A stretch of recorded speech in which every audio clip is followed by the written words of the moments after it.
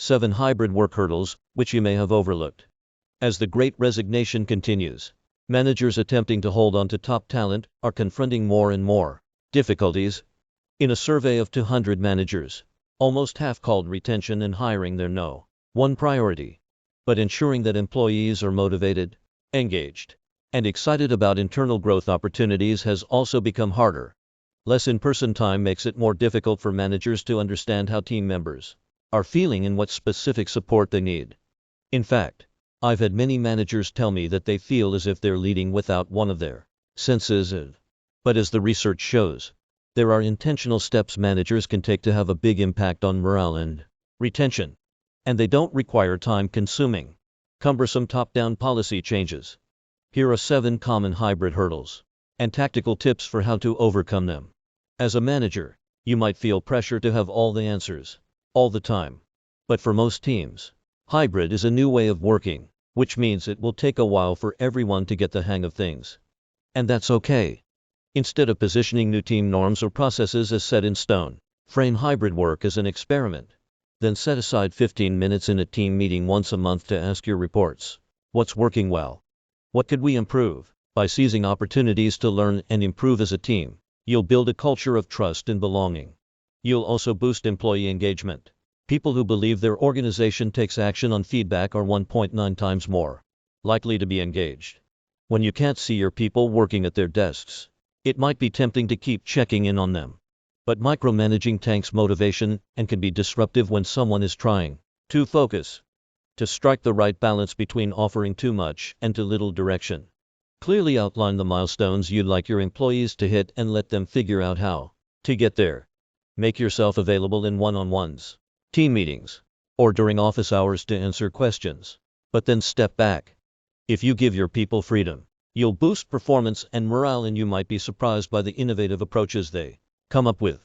It's easy to focus solely on execution when you're hopping from one video call to the next.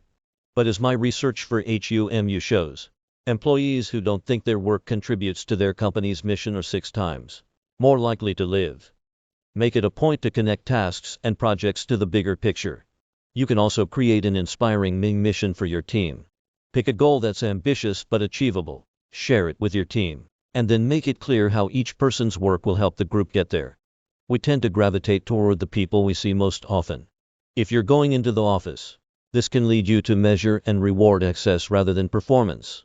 Pre-pandemic research by the Massachusetts Institute of Technology shows that remote workers tend to get lower performance evaluations and fewer promotions than their colleagues WHO are in the office. To combat this bias, don't just go with the first person who pops into your mind.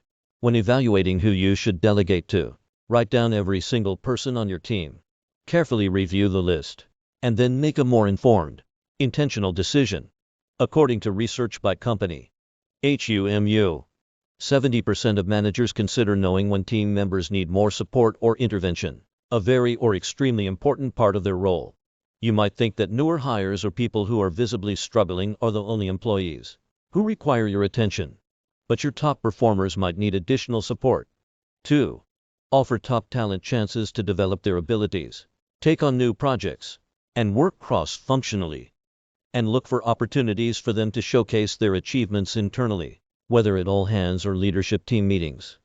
Employees who don't feel valued are 7 times more likely to start looking for a new job. We often learn by observing others. That's obviously much harder to do if you're sitting alone in your living room. Ensuring that your people have enough growth opportunities to keep them motivated and excited about their work takes more intention in a hybrid environment. Ask reports what they'd like to learn over the next few months. Then create those opportunities. Or schedule a skills swap 30-minute meetings in which team members teach others something new. A big perk of hybrid work is more flexibility. But sending your team a slew of emails late at night or over the weekend can make them think they need to be online and responsive 24/7. To help your team combat burnout, be mindful of when you reach out to your reports and aim to explicitly set the expectation that well-being matters. After she had children, TV writer and producer Honda Himes changed her work email signature to begin with, "Please note, I will not engage in work emails after 7 p.m. or on weekends," and she ended it in all caps. "If I am your boss, May I suggest? Put down your phone. By taking steps to overcome these 7 hurdles, managers can keep their hybrid teams connected, motivated, and engaged and hold on to their top performers. Liz Fosslien is the head of Content at HUMU, a human resources company, and the co-author and illustrator of the Wall Street Journal bestseller No Hard Feelings: The Secret Power of Embracing Emotions at Work. As an expert on how to make work better, Fosslien has spoken about how employees can better invest in their well-being at organizations such as Adidas, JP Morgan, and Google.